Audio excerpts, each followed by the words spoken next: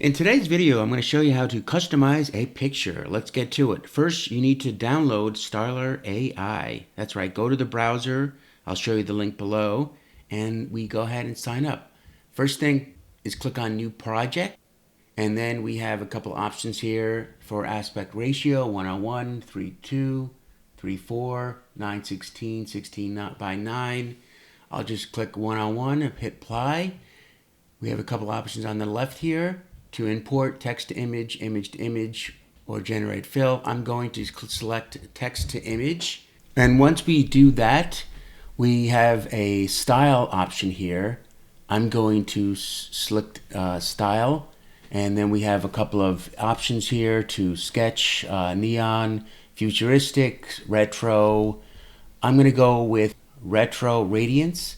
And then here's the prompt. You type in the person that you want to make into that image.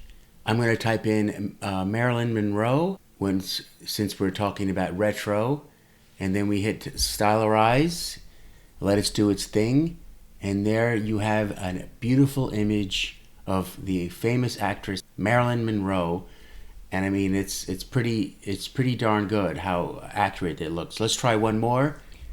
I'm going to go with Iron Man. This time I'm going to select Innocent Cutie, and then I'm going to type in Robert Downey Jr. for Iron Man. Robert Downey Jr., everyone knows who he is from the movies Iron Man, among other movies that he's done. We click on Stylize. Let's give it a couple of seconds here, because it's pretty quick how it does its processing. And if you look at the original image and what it does and what the AI generates is pretty stunning how accurate it looks. I mean, if you show anyone this picture, you know right away who that actor is, who that person is. The next step I'm going to show you is how to use this prompt feature.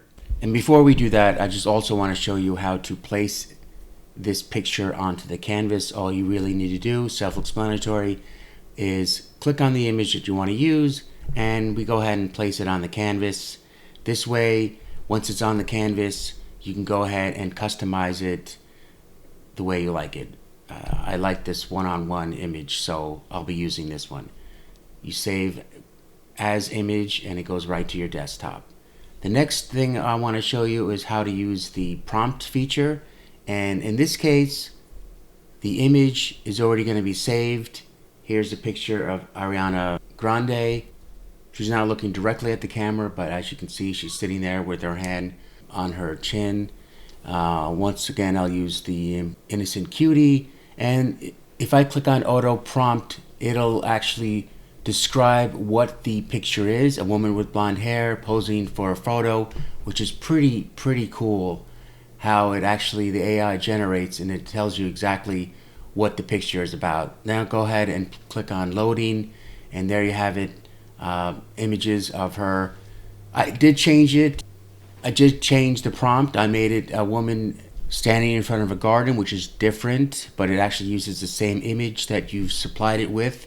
It's still Ariana Grande, but this time she's sitting in front of a garden, and it's pretty amazing how accurate it looks. Hope you enjoyed this video, and I'll see you in the next one.